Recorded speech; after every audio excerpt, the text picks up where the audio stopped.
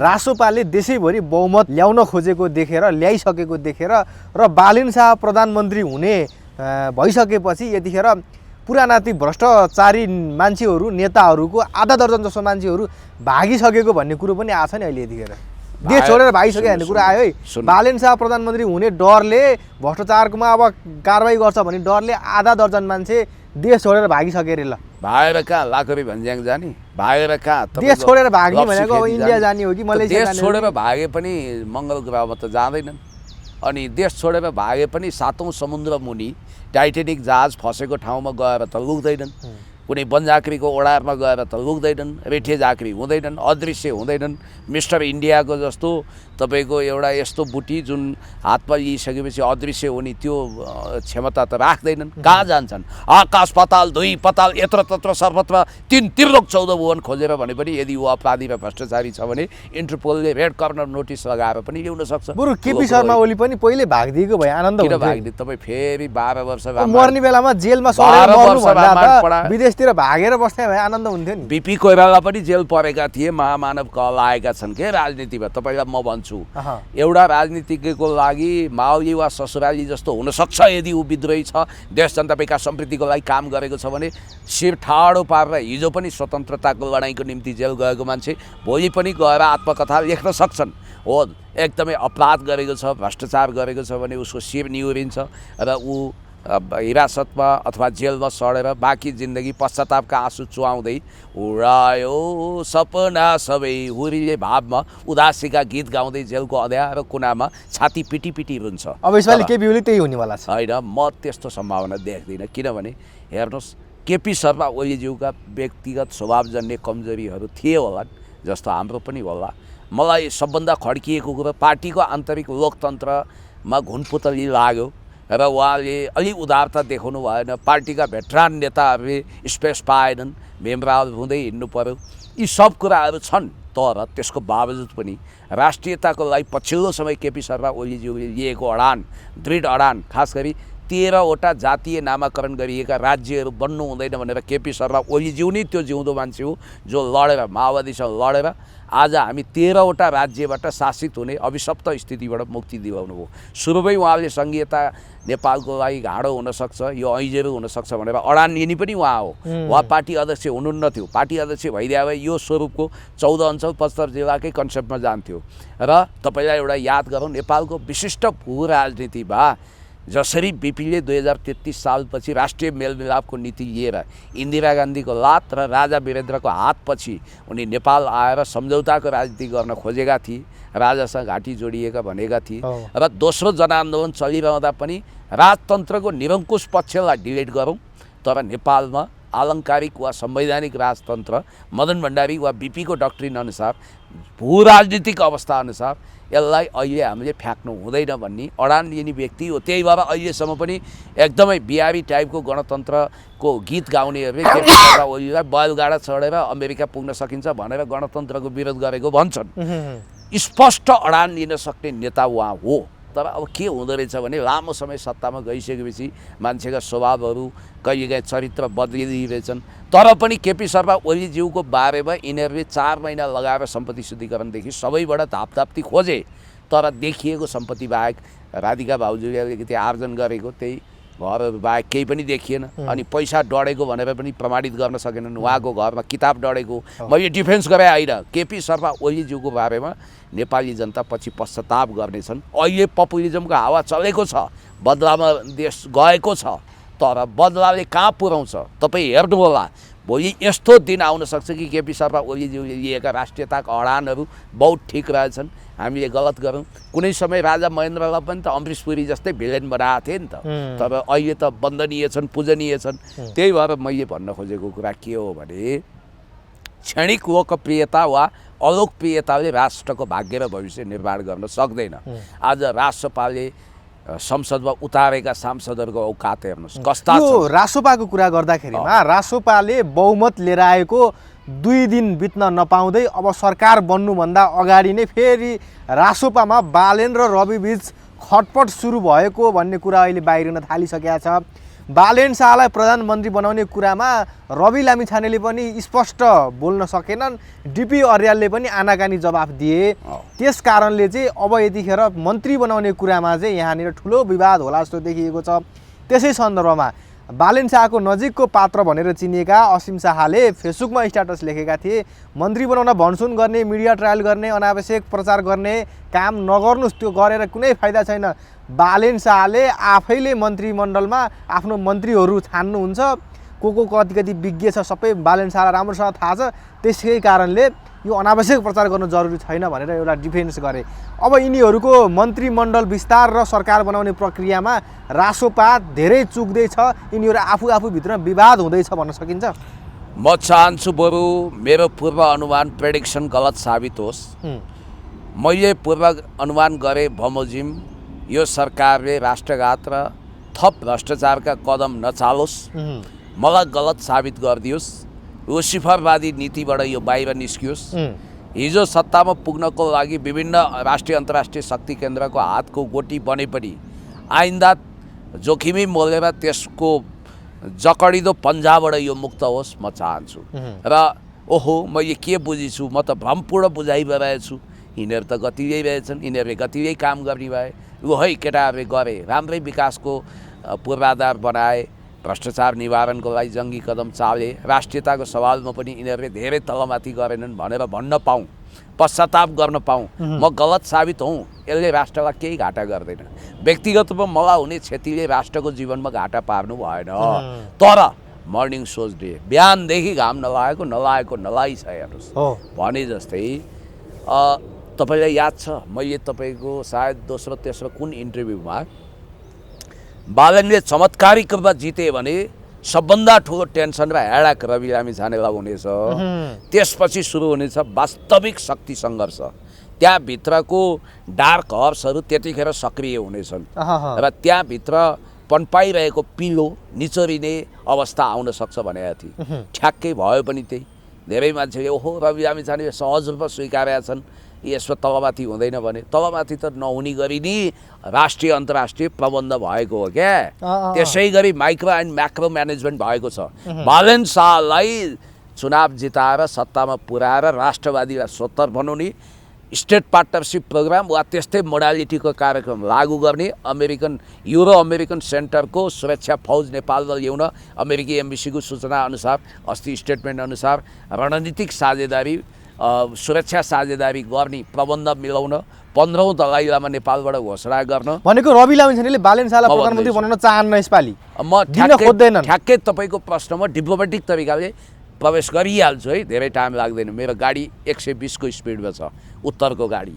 म तपाईँलाई भन्दैछु यिनै ब्याकग्राउन्डमा नेपालमा लोकप्रियतावादको भाउँतो चलाएर त्यसको धुवाँभित्र जनतालाई भ्रमित पारेर विदेशीहरूले चाहेको कुरा फुलफिल गर्न यहाँ खोजिँदैछ।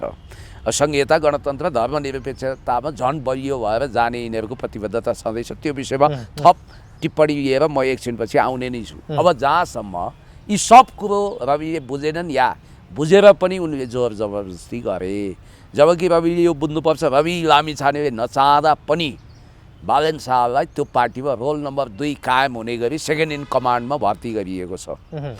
रवि लामिछानेको इच्छा विपरीत भावी प्रधानमन्त्री घोषणा गरिएको छ।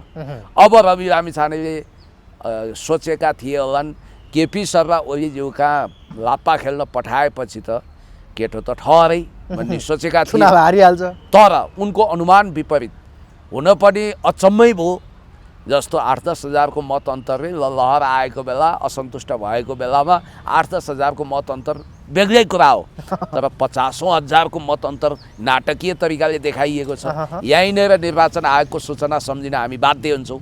3 बजेसम्म 30%, 2 घन्टाभित्र 5 बजेपछि 60% मतदानको आँकडा आउँछ, अनि 4 बजे 70 लाख मतदान भएको कुरा आउँछ। ठ्याक्कै 5 बजेर 10 मिनट जाँदाखेरि 1 करोड 10 लाख मतदानको सूचना आउँछ।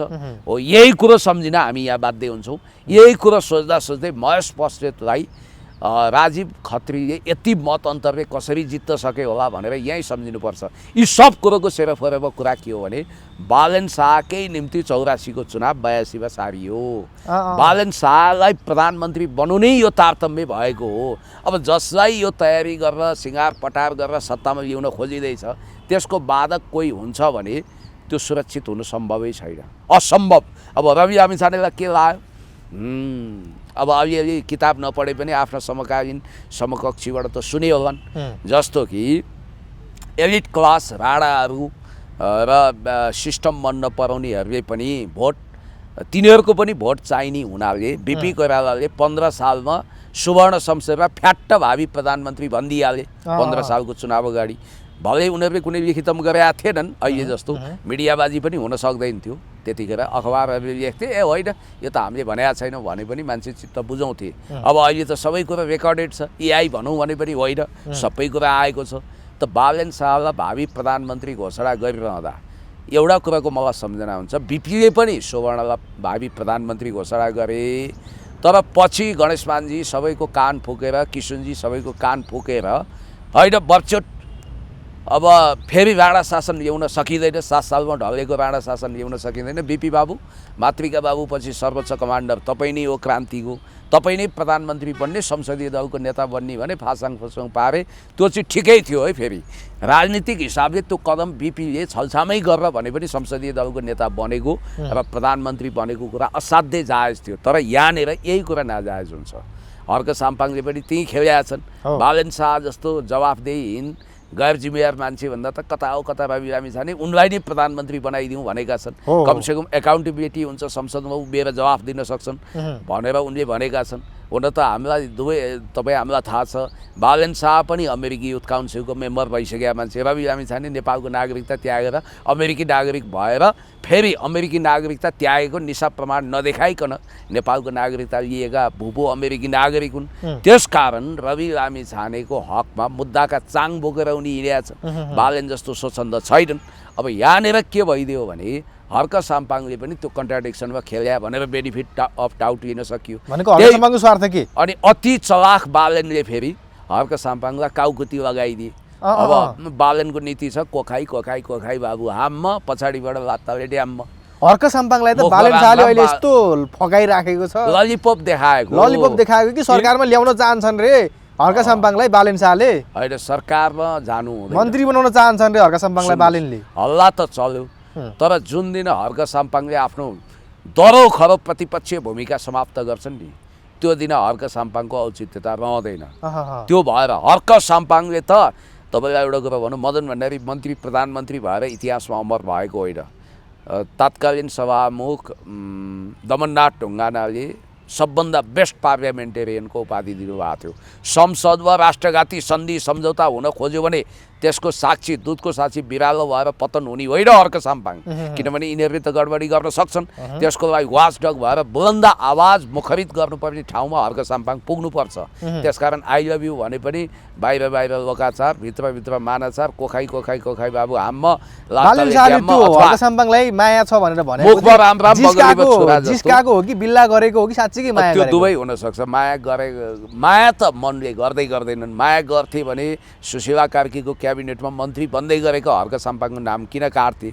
अब फेरि हर्क साम्पाङलाई उनले मन्त्री नबनाउँदैमा केही उनलाई बित्ती पनि होइन, उनको लगभग 2/3 नै सुनिश्चित होला जस्तो छ। महावीर पुन पनि उनीहरूको लाइनभन्दा बाहिरको मान्छे होइन, किनभने महावीर पुन बाहिरबाट जति इनोसेन्ट देखिन्छन् उनी पनि पश्चिमा शक्ति केन्द्रसँग राम्रै हिमचिम भएका व्यक्ति हुन्। भले उनको सिम्प्लिसिटी प्रशंसा लायक छ, उनी राम्रा मान्छे होलान्। महावीर पुनलाई पनि मन्त्री बनाउने नि त बालन शाहको मन्त्रीमण्डलमा। हो, त्यही कुरा सुन्छु म। त्यस कारणले मन्त्रीको चास्नीमा टाट्टामा घाँस हालेर सबलाई बेवकुफ बनाउने काम र सबैको पोलिटिकल करियर सक्दिने यो काम हुनसक्छ। ललिपप देखाउन सक्छन् र एकदम बुलन्द प्रतिपक्षीय आवाजलाई गलामै दबाइदिन सक्छन्, किनभने गाजर लट्ठी दुवैको प्रयोग गर्ने कुरामा यिनले महारत हासिल गरेका छन्। आई लभ यु भनेको कुरा चाहिँ कस्तो हो भने एउटा हरिणको लागि सबभन्दा घातक कुरो घन्टीको आवाज हुन्छ कि। फेरि यहाँ घन्टीको विरोध गरेर भन्छन् टिनिनिन घन्टी बज्यो भने हरिण टक्क अडिन्छ। सिकारीले त्यसपछि ड्याङ्ग तपाईँको गोली हानेर शिकार गर्छ वा बाण हान्छ भने जस्तै यो घातक एम्बुसमा भविष्यमा बालेन शाहहरूले बिछ्याउन खोज्ने घातक एम्बुसमा हर्क साम्पाङ पड्किनु हुँदैन। किनभने नेता दरो प्रतिपक्षीय नेताको रूपमा आफ्नो छवि नयाँ मदन भण्डारीको छवि कायम गर्न सकेमा हर्क साम्पाङको लागि प्रधानमन्त्री बन्ने बाटो त्यो सम्भावना उनले अन्त्य गर्दैनन्, त्यो मूर्खता गर्दैनन् भन्ने मलाई थाहा छ। फेरि हर्क साम्पाङ बालेन शाहसँग लपक्कै टाँसिने बित्तिकै उनका हजारौँ स्ट्याटस विदेशी एजेन्ट दलाल भनेर नङ्ग्याएका कुराहरू बोलेका कुराहरूले उनलाई जिन्दगीभरि पिछा छाड्दैनन् र उनको राजनीतिक करियरलाई नै धरापमा पारिदिन्छ। उनको पहिलो र अन्तिम सांसद वा मन्त्रीको यात्रा त्यो हुनसक्छ, त्यसकारण त्यहाँ बहकिँदैनन् भन्ने कुरामा म आशावादी छु। एउटा कुरो। दोस्रो, जहाँसम्म रविको कुरा छ, तपाईँले ठ्याक्क फ्ल्यासब्याकमा लानुभयो। सायद यस्तो लाग्छ कि मधेसको 32वटा सिटमा बालेन शाह एक्लै लडेका थिए। त्यहाँ बालेन ब्रान्डलाई सेल गरियो। बालेनको नामले नै 32वटा सिट बालेन ब्रान्डको सेल गरेरै अमरेशले जिते होला। त्यहाँ काङ्ग्रेसका अन्तर्घातीहरूले एक छाप अमरेशलाई लगाइदिएर गगन शाह बदला लिए। त त्यहाँ भएको के हो भने बालेन शाहलाई प्रयोग गरेर प्रचण्ड बहुमत मात्रै होइन, 2/3 लगभग हासिल गरेर राजसपाले अब काम चलिन्जेल भाँडो, त्यसपछि आफलतेरो ठाडोको स्थितिमा बालेन शाहलाई पुर्याउन खोजेर उनी पुग्दैनन्। अब यिनीहरूले अलिकति त्यो ट्रायल पनि गरे, पब्लिकको रियाक्सन पनि हेरेको होला। अब 1 महिना अगाडिसम्म ओहो हामीले त बालेनजीलाई सेकेन्ड इन कमान्डमा ल्यायौँ, भावी प्रधानमन्त्री घोषणा गऱ्यौँ भनेर तिनै डिपी अरियालले भनेका रहेछन् होइन, प्रष्ट रूपमा भनेका रहेछन्। अब फेरि आज तिनै डिपी अरियालको जिब्रो लकपकाए, ए हो र मैले पढाएको छैन हेर्छु म भनेर भने। अब रवि लामिछानेलाई सोद्धा पनि भने स्पष्ट जवाफ दिएन होइन, धिमा भाषामा सन्ध्या भाषामा कुरा गरे। जस्तो डिपी अरियालको भिडियो मसँगै छ, अघिल्लोचोटि बोलेको, अहिलेको त सबैलाई थाहा छँदैछ। पहिला के बोलेर चाहिँ डिपी अरियाल? ल यहाँ सुन्नुहोस् है। मैले त भनेकै छैन र मेरो पार्टी सभापति र मसँग मेरो पार्टीमा रहेको उपसभापतिले पनि प्रदेश खारेज भन्नुभएको छैन। उहाँले के भन्नुभएको छ भने प्रदेशको मोडालिटी महँगो भयो, जनताले थेक्न नसक्ने भन्ने कुरा आइरहेको छ। प्रदेश यो अहिलेको भयो, यो प्रदेश संरचनाको कुरो यो भयो। जबकि अब यिनीहरू प्रदेश खारेज गर्दैनन्। अहिले यो विषयमा म एकछिनपछि आउँछु। यिनीहरू प्रदेशवादी नै हुन् भन्ने आधार म त्यहाँ तपाईँलाई दिउँला होइन, कसरी यिनीहरू बोली फेर्छन्। अब यहाँ त्यो भिडियो हटेछ मेरो बाइ द वे, तर छताछुल्लो छ मिडियामा। पहिला चाहिँ बालेन शाहलाई प्रधानमन्त्री बनाउने भनेर कागजै गरे, रोक्न पनि यिनीहरूले सक्दैनन्। जसले रोक्छ त्यसको बास या त जेलमा हुन्छ या त्यो भौतिक रूपमा सिद्धिने खतरा आउँछ। अहिले रवि लामिछाने अब हेर्नुहोस्, रवि लामिछानेको लागि घाँटीमा अड्किएको हाड जस्तो भएन।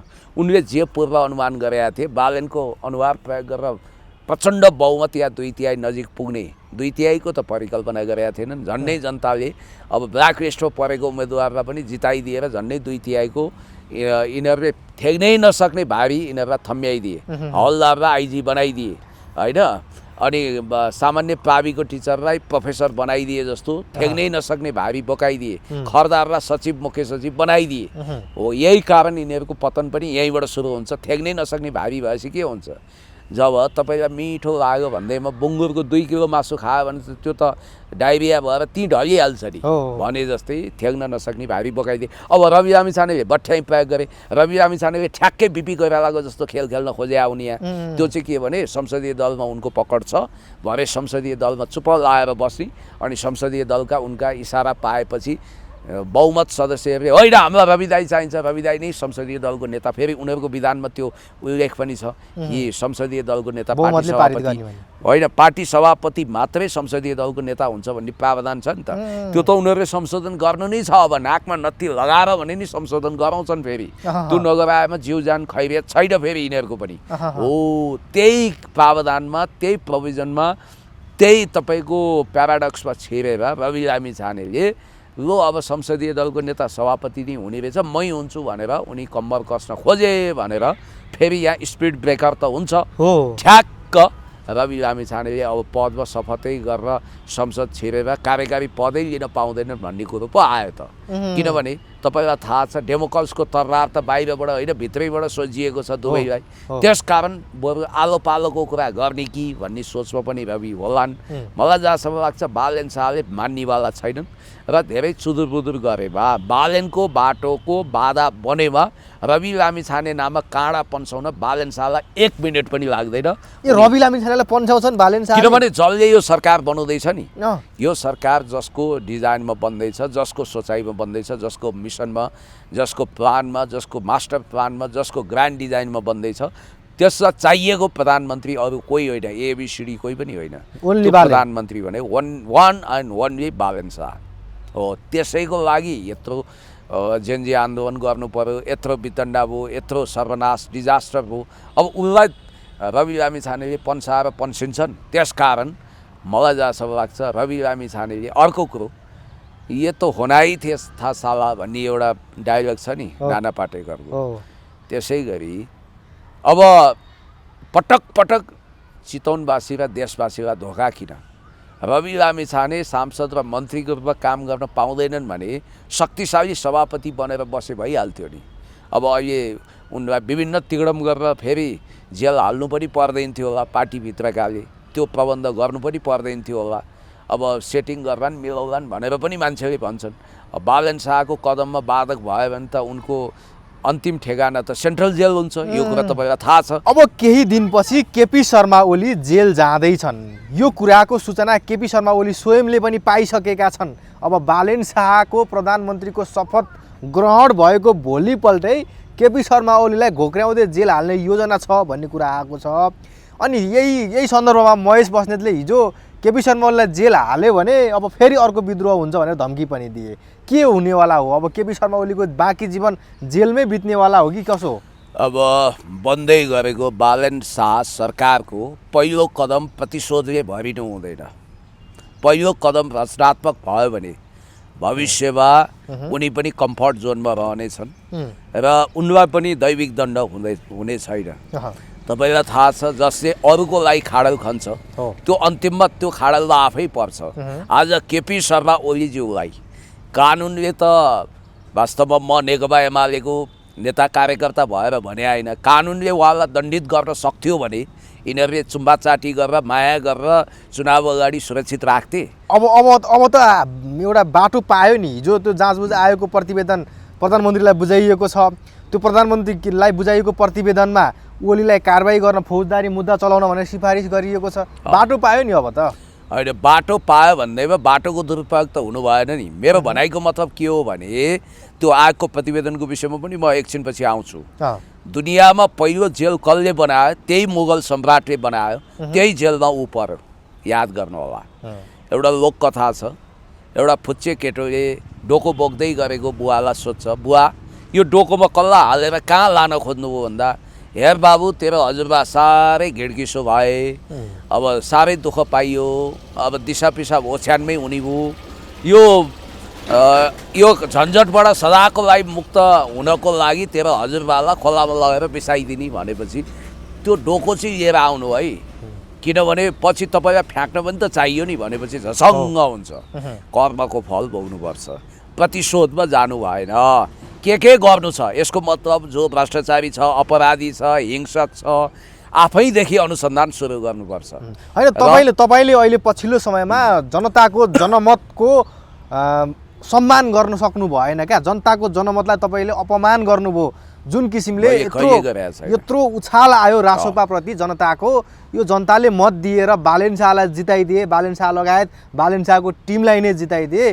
तपाईँले बाक्सा अदली बदली गरेर चुनाव जितेको हो बालेन शाहले भनेर आरोप लगाउनु भयो। जनताको मतलाई तपाईँले अपमान गर्नुभयो। म सत्ताको जुवामा नारिने एक काँधै गोरु होइन। म सत्ताले भन भाइयो भन्दैमा देउसिरे भन्ने मान्छे होइन। म विवेकलाई बन्धक राखेर सत्ताको चरणदास, दासानुदास हनुमान दास चरणदास उसको चुत्तो नोकर मलाई बन्नु छैन।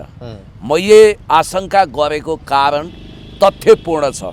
मैले यो तथ्य तपाईँलाई किन पेश गर्छु भने धेरै कुरा मलाई आज तपाईँसँग बताउनु छ। निर्वाचन आयोगकै सूचनामा जानु न, सरकारी सूचनामा 3 बजे उसले के भन्छ, 30% मतदान सम्पन्न हो। भरे 2 घन्टापछि उसको अर्को स्टेटमेन्ट आउँछ 60% मतदान सम्पन्न हो। कसरी हुनसक्छ? 7, 8, 9, 10, 11, 12, 1, 2, 3, 4, 3 भन्नाले 8-9 घन्टाभित्र चाहिँ 30% हुने त्यत्रो समयमा। जबकि तपाईँलाई एउटा कुरा थाहा छ, तपाईँ आफै मतदान गरेर आएको मान्छे सुरुमा घुइँचो हुन्छ, पछि पातलो हुँदै जान्छ नि। झन् त्यो 2 घन्टाभित्र चाहिँ कसरी 30% मत खस्यो, शङ्काको भुमरीमा हामी फँसेका छौँ एउटा। दोस्रो, तपाईँलाई अर्को सरकारी विज्ञप्तिको पनि सम्झना गराउँछु। सरकारले के भन्यो? 4 बजेसम्म 70 लाख मतदान भयो भन्यो। 5 बजेर 10 मिनटमा उसको एउटा अर्को सूचना आउँछ, कुल 1 करोड 10 लाख मत खस्यो भन्छ। अब तपाईँ कल्पना गर्नुहोस् 40 लाख मतदान त्यो बिचमा कसरी भयो, केवल 1 घन्टामा। त्यो त 4 बजेर 5 मिनट, के अरे 4 बजेर 5 मिनटमा यो सूचना आयो, 5 बजेर 10 मिनटमा फेरि 40 लाख मतदान भइसकेको सूचना आउँछ। भनेको मतलब 1 करोड 10 लाख भनेको चाहिँ 70बाट 30 त्यो भयो, 1 करोड भयो, अनि 10 लाख भन्नाले 40 लाख मतदान थपिएको कुरा आयो। यहाँ शङ्का गर्नुपर्छ। कतिपय बुथ एजेन्टहरू के भनिरहेका छन् कि त्यहाँ घपला भयो, बाक्सा साटियो आदि इत्यादि। मैले भने होइन, उनीहरूले भनिरहेछन्, सोसियल मिडियामै आइरहेछ। कतिपयले सेलिब्रेटीहरू रोइलो गरेको पनि देखेँ। यहाँ ट्रकका ट्रक मान्छे आए, सुटुक्का आए, हामीलाई यहाँबाट छोड, हामी भोट हाल्छौँ भने को हुन् के हुन्। अनि कतिपय ठाउँमा के छ भने मतदान अधिकृतको सिग्नेचर नभएको मतपत्र भेटिएको छ। यस्ता शङ्का गर्ने धेरै ठाउँहरू छन्, जसको कारण लोकतन्त्रमा बोल्न पाइन्छ। तथ्यसहित बोल्नुपर्छ, सत्यको पक्षमा, न्यायको पक्षमा, इन्साफको पक्षमा बोल्नुपर्छ। चाहे ताली खाउँ या गाली, शुक्ररात्रि भने जस्तो अलोकप्रिय ठिकै छ। तपाईँले जनमतको सम्मान गर्न सक्नु भएन, त्यो सम्मान नगरे होइन, मैले अपमान गरेको छैन, म सम्मानै गर्छु, तर तथ्यमा पनि जानुपर्छ। यो जनमत मात्रै अभिव्यक्त भएको गणित हो कि जनमत भन्दा बाँकी कुरा पनि यहाँ जोडिएको छ, शक्ति केन्द्र जोडिएको छ भनेर यी रहस्यका पहेँली खुल्लान्। अब जहाँसम्म अघि तपाईँले भन्नुभयो नि जेलका कुरा, अब सुन्नुहोस्, बालन शाहको सरकारले पूर्वाग्रही भएर केपी शर्मा ओलीज्यूलाई जुडिसियल कस्टडीमा लिन सक्छ। किनभने उहाँले ठुलो अपराध गरिसक्नु भएको छ। कालापानी इम्पियाद्वारा समेटिएको महान नक्सा जारी गर्नुभएको छ।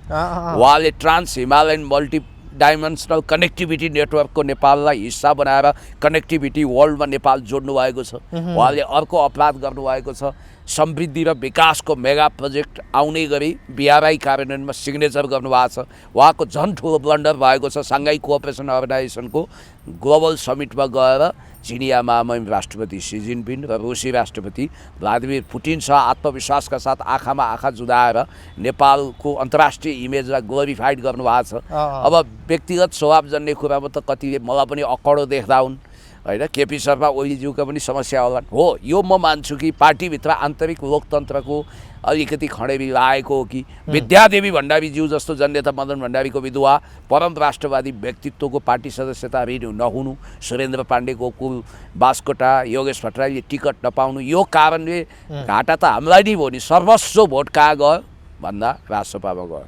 यता गगन थापाले काङ्ग्रेस कब्जा गरेर भाङ्ग्रेस बनाएको हुनाले रिसाएका शेरबहादुर देउवाले अब सौताको विषय पोइको पोख काख फोहोर गर्ने भने जस्तो यता गएर सर्वस्व मत हालिदिए। त्यहाँ पनि अमरेशा परेर अमरेशले जिते। जे होस्, जेल जीवनबाट सुरु भएको केपी शर्मा ओलीको राजनीतिक यात्रा जेलमै गएर अन्त्य हुँदैछ। अब बालेन शाहले जेल हाल्दैछ ओलीलाई। सुन्नुहोस्, जेलमा पुग्नुहुन्छ कि न्यायिक हिरासतमा लिन सक्छ, होइन, त्यो यिनीहरूले इन्तजाम गरेको भन्ने कुरा आएको छ। त्यो नहुन पनि सक्छ, हुन पनि सक्छ। तर बालेन शाह आफै अदालत होइन, बालेन शाह आफै अख्तियार होइन, सरकार आफै सम्पत्ति शुद्धिकरण होइन र फैसला दिने तालुकदार निकाय पनि होइन। राज्यका 3वटा अङ्ग, लेजिस्लेचर, पार्लियामेन्ट, जुडिसियरी र एक्जिक्युटिभ, यसको आफ्नै असाइनमेन्ट हुन्छ। एक्जिक्युटिभ हेडले जुडिसियरीको काम गर्नु मिल्दैन र गर्दैन पनि, उनी न्यायाधीश होइनन्। अनि कार्यपालिकाको काम पनि व्यवस्थापिकाको काम पनि कार्यपालिकाले गर्दैन, कार्यपालिकाको काम पनि व्यवस्थापिकाले गर्दैन, न्यायपालिकाको असाइनमेन्ट पनि न्यायपालिकाकै हो भने जस्तै अब यहाँ फाइल खोल्ने भनेर ब्रेक डान्स गरे। अब बालेन शाह प्रधानमन्त्री हुनुबित्तिकै भट्टाभट भ्रष्टाचारको फाइल खोलेर सबैलाई जेलको हावा खोल्ने। कानुन बुझ्ने मान्छे ठिक छ, भ्रष्टाचारी कालो खानेले कालो दिशा गरोस्, गर्नै पर्छ। गिरीबन्धु व्हाइट बडी सबै फाइल खोल्ने सबैलाई जेलमा हाल्दिने सबै गरुन् न भने गिरीबन्धुको नायक केपी शर्मालाई जेलमा तपाईलाई म पस्ने। भन्नु म त भन्छु कि 2007 सालदेखि यता कुनै पनि राजकीय पदमा बसेका म त 46 साल पछि मात्रै भन्दिनँ 2007 साल यता आधुनिक इतिहास सुरु भएदेखि सबै फाइल खोल्नु पर्यो मेयरहरूको फाइल खोल्नु पर्यो वडा अध्यक्षको फाइल खोल्नु पर्यो सांसद गडबडी गरेको छ भने त्यसको खोल्नु पर्यो राजकीय पद धारण गर्ने सबको फाइल खोलौँ सबका 3 पुस्ते कुण्डली ल्याउँ दोषी कोही छ भने मेरो तेरो इधर उधर केही नभनिकन ड्याम कारबाहीको डन्डा चलाउँ म यो भन्छु। अब सुन्नुहोस् मेरो गुरु अब यिनीहरूले प्रतिशोधको कदम चालेनन् भने यिनीहरूले आफ्नो औचित्यता कसरी पुष्टि गर्ने भन्ने समस्या होला स्टन्टबाज हुन् लोकप्रियतावादको भाउतो चलाउँछन् पपुलिजमको लुतो कनाइमा after the neocons America at the cross रोडमा फ्रान्सिस फुकुयामाले भने जस्तो लोकप्रियतावादको लुतो कनाएर आनन्द लिने जमात हो त्यसैले मैले तपाईँलाई भन्न चाहन्छु जुडिसियल कस्टडीमा लिन सक्छन् हर कसैलाई त्यो त अहिले के छ भने नेपाल प्रहरीले चाहँदाखेरि 24 दिनसम्म एउटा केस लगाएर अभद्र व्यवहार लगाएर तपाईँलाई अनुसन्धान गर्न सक्छ तर 25औं दिनसम्म त तपाईँलाई रोक्न सक्दैन न्यायालय छँदैछ यिनीहरूले मैले अघि नै भने केपी शर्मा ओलीज्यू सोझो आइजी कर्तव्यनिष्ठ आइजी जो माओवादी द्वन्द्वमा पर्नु भएको थियो चन्द्र कुबेर खापुङ उहाँले बोल्दै नबोलेको कुरालाई एआईबाट कन्भर्ट गरेर बीबीसीको डकुमेन्ट्री फेक डकुमेन्ट्री ल्याएर नेपाललाई तबाह गर्ने कुरा पनि सोचिएको छ उहाँले स्पष्ट रूपमा भन्नुभएको छ नि त यो आदेश प्रधानमन्त्रीबाट पनि छैन मबाट पनि छैन किलो वानलाई हवाला दिँदै मेरो आवाज भनिएको त्यो एआईको हो म यो मिडिया ट्रायल विरुद्ध अदालत पनि जान सक्छु भनेर भन्नुभएको थियो नि कर्तव्यनिष्ठ माओवादी द्वन्द्वबाट बाल बचेको आइजी चन्द्र कुबेर खापुङले प्रष्ट रूपमा यो कुरा भन्नुभएको छ त्यसकारण तपाईँ परिकल्पना गर्नु न तपाईँ पनि राज्य प्रशासन बुझ्नुहुन्छ बुझ्ने मान्छे हुनाले मैले तपाईँलाई बुझाउन खोजेँ नबुझ्ने भुसकटलाई त जति भने नि दिमागमा घुस्दैन एक कानले सुन्छ अर्को कानले उडाइदिन्छ होइन भेलु बाजे जति पनि चेतनशील छैनन् यिनीहरू त बुझ्ने मान्छेको लागि इसारा काफी मानौ मै प्रधानमन्त्री भएँ तपाईँ हुनु हाम्रो असाइनमेन्ट के हो ठुलो विद्रोह भएको छ द्वन्द्व भएको छ हामी आफैले वाकीटकीबाट आदेश दिँदैनौँ यसो गर्नु भनेर प्रधानमन्त्रीको तहबाट आदेश गएको अवस्था होइन गृहमन्त्रीको तहबाट पनि होइन कोबाट जान सक्छ भने फिल्डमा खटिएको प्रहरी कमान्डर या त्यहाँ स्वविवेकले पनि उसले गोली चलाउन सक्छ नचल्नु पर्ने या त तपाईँको नकाबधारीले प्रहरीको पोसाक दुरुपयोग गरेर गोली चलाएको हुन सक्ने आशंका छ त्यसकारण जुन शक्ति केन्द्रले या वितण्डा बच्चा जेनजी आन्दोलन कब्जा गर्यो अनि अर्को कुरो चाहिँ के छ भने सुरक्षा समितिको अध्यक्ष जिल्ला सुरक्षा समितिको अध्यक्ष भने सिडिओ हुन्छ उसको तहबाट आदेश जान सक्छ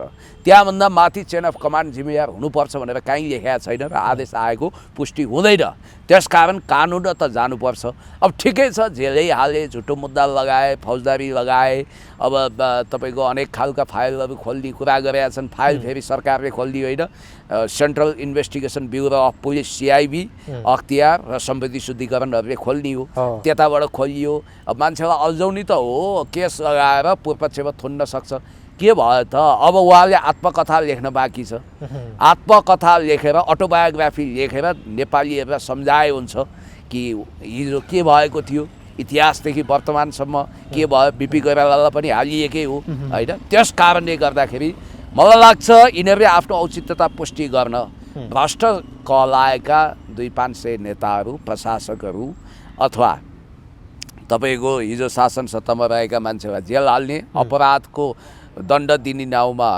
पूर्वपक्षमा राख्ने र आफ्नो औचित्यता साबित गर्ने अनि अफिमको नसा जस्तो पपुलिजमको नसामा मदमस्त बनाएर हिप्नोटिजममा जनता फसाएर एकैचोटि एसपीपी जस्तो स्टेट पार्टनरसिप प्रोग्राम छ नि हो त्यस्ता किसिमको त्यही नाममा नभए पनि त्यही प्रकारको एउटा प्याकेज प्रोग्राम ल्याएर नेपालमा 15औं दलाई लामा घोषणा गर्ने दलाई लामाको हेडक्वार्टर नेपालमा सार्ने एकचिन नीति विरुद्ध नेपालबाट बगावत गर्ने र नेपालमा खम्पा विद्रोहको दोस्रो रूपमा या सैन्य अखडा राख्ने युरो अमेरिकन सेन्टरको सपनालाई साकार गर्ने कुरा यिनीहरूले गर्ने र जनतालाई फेरि केही हुँदैन भन्दै भुलभुलैयामा राख्ने काम चाहिँ गर्न सक्छन्।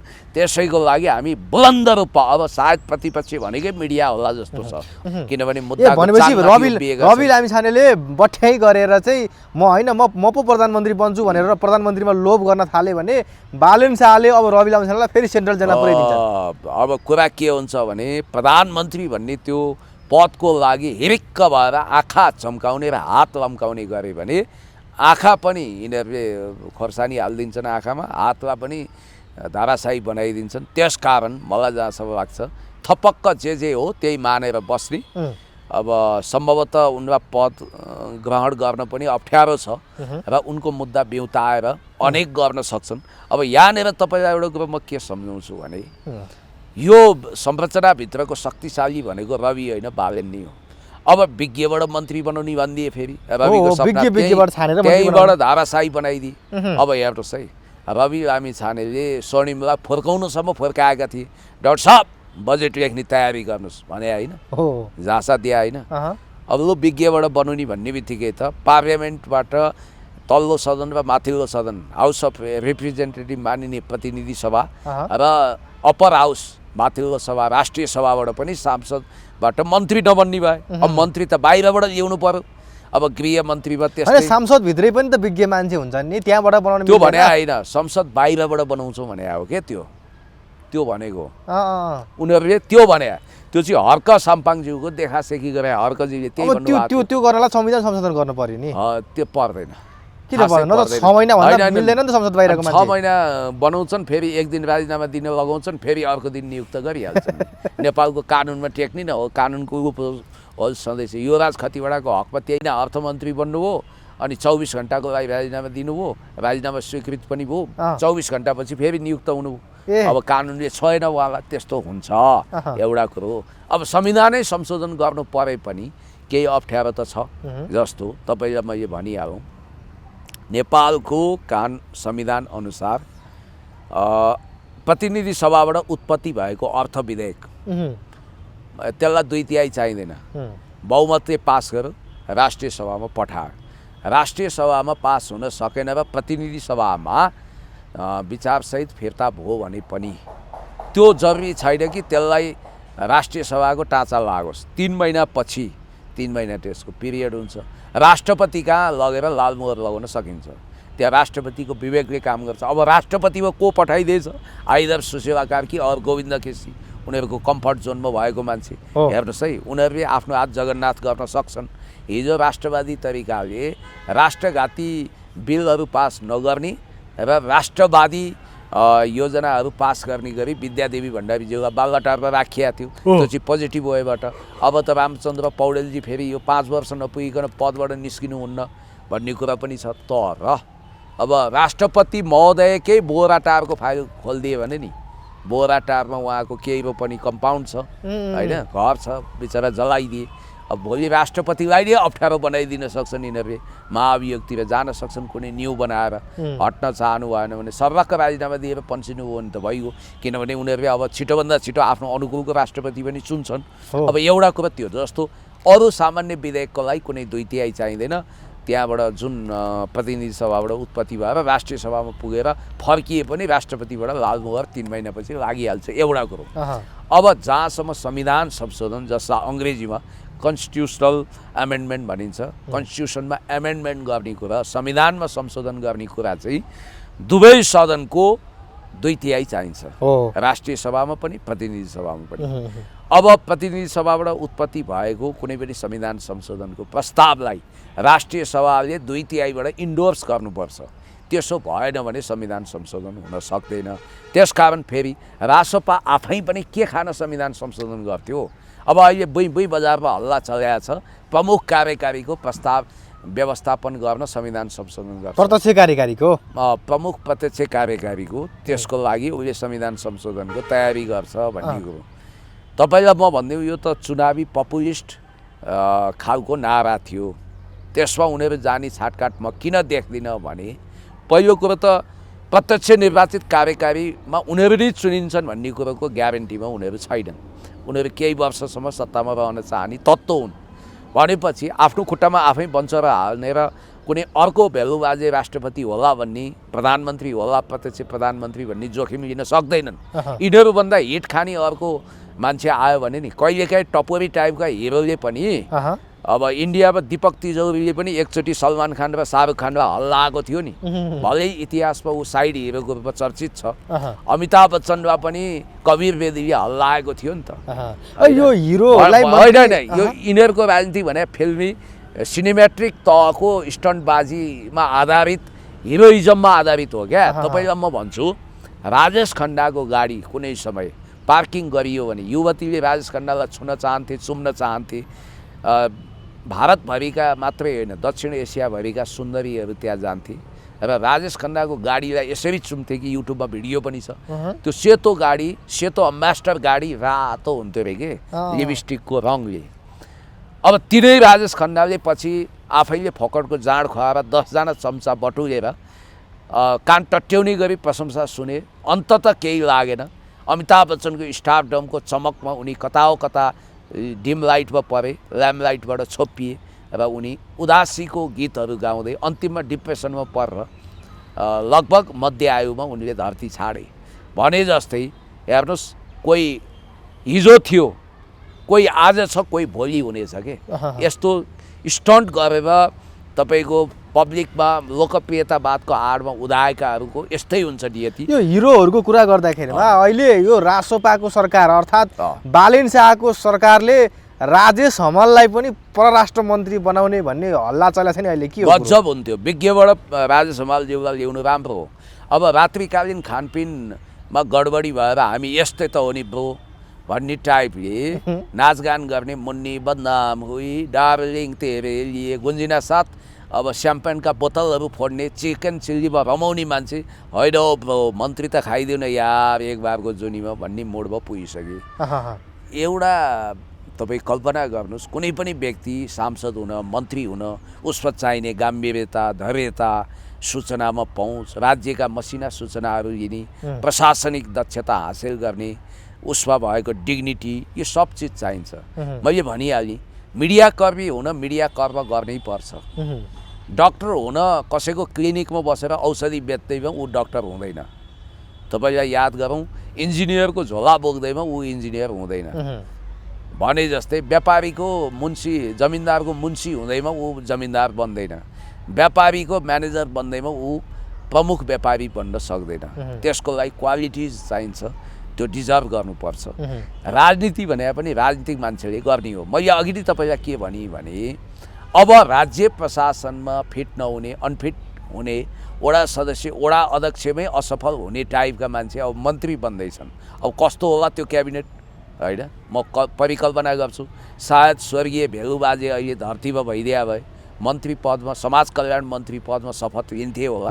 होइन, अहिले त आशिका तामाङलाई पनि मन्त्री बनाउने भन्ने हल्ला चलिरहेको छ नि, के हो कुरा? के हो त्यही भएर मैले तपाईँलाई भन्न खोजेको के भने, अब कुमार बेनले अनि यो असीम शाहहरूले लु है उछलकुद नगर, म पनि पालोमा छु, लाइनमा छु, विज्ञबाट बनाउने रे, म पनि यसो सिनेमा हेर्ने क्षेत्र हो क्या रे, सञ्चार मन्त्री वा संस्कृति मन्त्री हुँदैछु भन्ने सन्देश दिए होला। अब एउटा कुरो के छ भने, बालेनको आफ्नो विशिष्ट स्वभाव छ। उनले आफ्नो भित्रिया बाहेक अरूलाई प्रवेश गराउने सम्भावना लगभग टुङ्गिन्छ। उनले मलाई यस्तो लाग्छ कि रविका सबै कुरा खाँदैनन् र अब मन्त्री हुनेवाला मन्त्री कस्ता छन्, ऊ केपी भाइ पनि उफ्रिरहेछन्। उसलाई त युवा तथा खेलकुद मन्त्री बनाउँछ होला सायद। त नेपालमा कस्ता मान्छे मन्त्री बने भने केटाकेटी आए, गोली चलाए, मट्याङ्ग्राको सत्यानाश टाइपको मन्त्री। अहिले त यो उखान पनि चेन्ज भएको छ नि, केटाकेटी आए, गुलेली चलाए, ओलीको पत्ता साफ। होइन, केपी शर्मा ओलीज्यू त लामो राजनीतिक रेसको घोडा जस्तो आफूलाई प्रमाणित गरेको हो। धेरै बदनाम गरे, बेग्लै कुरा हो। राज्य कौशल भन्छ के, स्टेट्स क्राफ्ट, म आफूलाई त्यसको लागि योग्य सम्झिन्छु। तर अब मलाई परीक्षणमा लिएको छैन।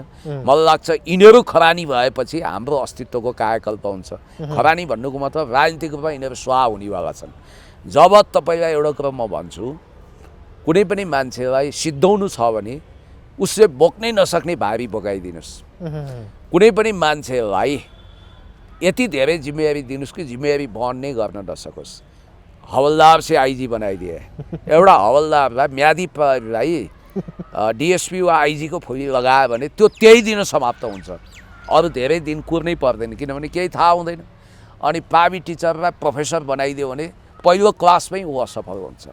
त्यसै गरी अब सांसदलाई आफू सांसद भएको थाहा नपाएर म त संसद हुँ भन्ने, अनि त्यसपछि ओहो सहसचिवज्यू उपसचिवबाट सिक्नु पर्यो नि भनेर उपसचिवलाई नि सबभन्दा ठुलो ठान्नेहरू अब मन्त्री हुँदैछन्, सांसद भइसके भन्ने बित्तिकै बरु स्वर्गीय भेलुबाजेमा इमान्दारिता थियो। भेलुबाजे चेतना स्तरका धेरै मान्छे अहिले आएका छन्, जनताले पनि के गरेका हुन्।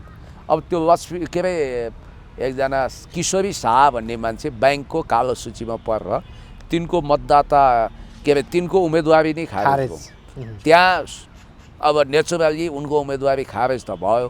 मातृका प्रसाद यादवले त्यसपछि सबैभन्दा बढी मत ल्याउनु भयो, तर किशोरी महतोको मत किशोरी शाहको मत चाहिँ त्योभन्दा बढी रहेछ क्या मातृकाको भन्दा। अब अहिले उनीहरू अदालत गएका छन्।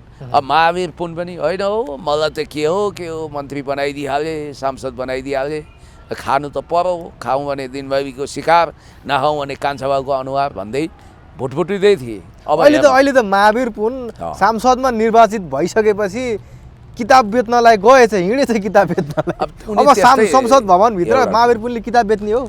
उनको बाहिरदेखि नै सिम्प्लिसिटी राम्रो छ, उनलाई हामी कदर गर्छौँ, ठिक छ महावीर पुन। तर तपाईँले जति इनोसेन्ट महावीर पुन देख्नुहुन्छ नि, याद गर्नुहोस् यहाँ धेरै नाटकीय ड्रामेटिक कुरा छ।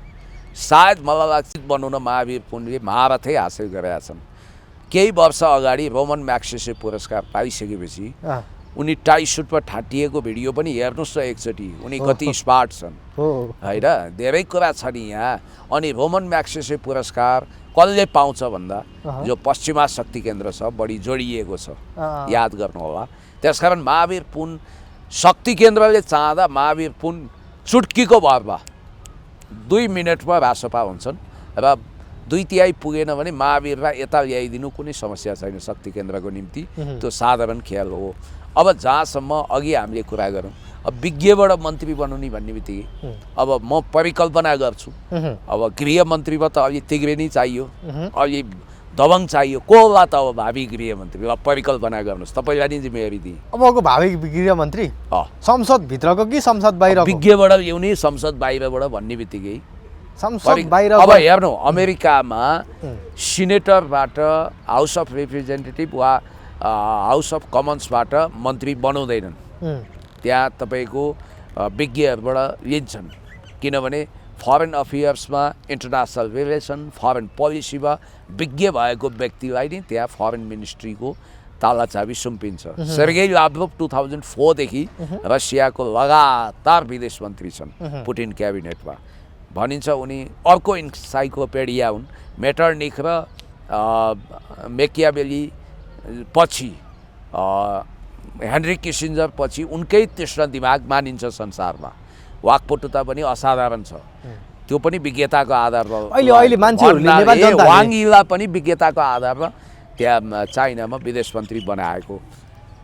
तत्त क्षेत्रको जस्तो गृह प्रशासनमा विज्ञ व्यक्तिलाई गृहमन्त्री बनाइन्छ, डिफेन्स पोलिसीको एक्सपर्टलाई डिफेन्स मिनिस्टर बनाइन्छ भने जस्तै सोसियल मिडियामा त एउटा ट्रेन्ड सुरु भएको रहेछ, संसदभन्दा बाहिरको विज्ञलाई मन्त्री बनाउने भन्ने बित्तिकै गृहमन्त्रीमा चाहिँ केही नामहरू प्रचारमा आए। को होला? को हो त्यो नाम? भन्नु त। रवि लामिछाने एउटा त संसद होइन, रवि लामिछाने त अब उनी संसदभित्रै भयो नि त, बाहिर क्या। अर्को व्यक्ति को हो? त्यो राजेन्द्र खड्की हो। त्यो पनि नाम चर्चामा छ। राजेन्द्र खड्कीको नाम पनि गृहमन्त्रीमा चर्चामा आछ अहिले। अनि अब द्वन्द्व निर्देशक हुन्, फाइट मास्टर, हिजो कता कता बाइक ठोकिएछ, मेरो सिम्पेथी पनि छ। राजेन्द्र दाइलाई खरच पनि नआओस्, उनको आयु विशासै होस्, उनलाई सन्चो होस्, उनलाई कुनै उनी द्वन्द्व निर्देशक भएकोमा ईर्ष्या गरेर उनलाई घेरघार गर्ने कुनै पनि तत्त्व नआउन्। राँगा त हामी ढाल्छौँ भन्दै उनलाई च्यालेन्ज नदिउन्। अब राँगा ढालेको इतिहास छ, बलिया छन्, बाठा छन्, सूचना छ भन्ने बित्तिकै अब वास्तवमा गृहमन्त्री हुन त बालनको क्याबिनेटमा, रासपाको क्याबिनेटमा, संसद बाहिरबाट बनुने भन्ने बित्तिकै नेपाली नागरिक हुँदै हुन्, त्यो पनि वंशजको। अब यो राजनीतिक कुरो गरिहाल्छन् उनी पनि योग्य हुन सक्छ ड्याङ दिन्छु भनिहाल्नुहुन्छ सबै ठाउँमा होइन भट्टाचार्यलाई त ड्याङ एम्बुस हानिदिन्छु भन्नुहुन्छ उहाँले अब उहाँको त्यो बुलन्द अभिव्यक्तिको आधारमा उनको पनि नामलाई प्राथमिकतामा राखियोस् भनेर धेरैले भनेका रहेछन् क्या ए त्यस्तो रहेछ है कुरा अरू को छ गृहमन्त्रीमा बन्न होइन अरू त मलाई थाहा भएन अब होला पहिलो लिस्टमा चाहिँ राजेन्द्र खड्की नै रहेछ उहाँकै नाम चर्चामा ल्याइदिए सोसियल मिडियामा अब संसद अनि संस्कृति मन्त्रीपछि कलौटे ए कलौटेलाई मन्त्री कलौटे भनेको चाहिँ तपाईँको यो सचिन परियारको के मन्त्रीमा संस्कृति मन्त्री संस्कृति मन्त्री अब सांस्कृतिक कार्यक्रम गर्न सक्छन् कलाकार हुन् त्यसकारण अनि आशिका तामाङलाई चाहिँ आशिका त अब सांसद भइहालिन् नि उनीहरू त कानुन निर्माण गर्ने भए भ्रष्टाचार गर्न सांसद बनेको भनेर भाषण गर्दै थिइन् ए भ्रष्टाचार गर्न मिल्ने खालको कानुन बनाउने अब त्यही कुरा आयो होइन तर एउटा कुरा चाहिँ मैले तपाईँलाई के भनौँ भने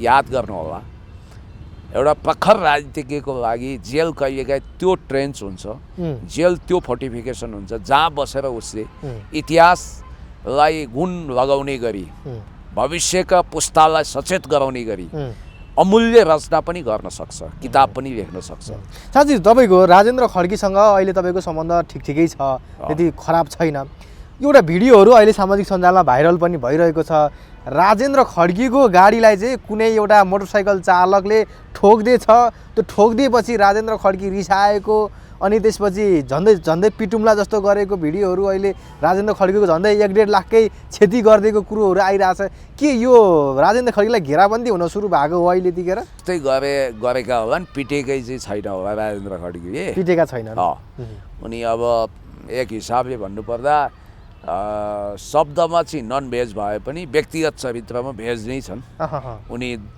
भलै फिल्मका फाइट मास्टर हुन् तर बाहिर चाहिँ द्वन्द्व गरेको त्यति देखिया छैन अब उनको गाडीलाई गम्भीर असर पर्ने गरी उनलाई त परेन उनको गाडीलाई क्षति हुने गरी कसले ठोक्काएछ कुन वीरबहादुर रहेछ यो धरतीमा इतिहासको रागो ढलुवालाई कसले चाहिँ च्यालेन्ज गरेछ त्यो मान्छे को रहेछ एकचोटि त्यसको 3 पुस्ते जन्मकुण्डली हेर्न मन लाग्यो मलाई अब त्यो एक्सिडेन्ट भन्ने कुरो कसले योजना बनाएर त हुने कुरो होइन एक्कासी कुनले अब बाटोमा हिँड्दा ठोकिदिएछ फेरि दशा लागे भनौँ कि उहाँलाई एउटा गर्व एउटा अवसर आएको चर्चित हुने अवसर पाएको हो कि के हो राजेन्द्र खड्कीकै गाडीलाई ठोक्नु पनि फेरि अरूको पनि हुन्थ्यो होला गाडी ठोक्ने चाहिँ भाइरल भएछ हो होइन राजेन्द्र खड्की त सधैँ लाइमलाइटमा छन् केही नभए पनि तपाईँको मिडियाले त तपाईँको मिडियाको लेन्स उहाँको अनुहारमा चम्किएकै गर्छ मलाई थाहा छ होइन अब तपाईँहरूको लागि त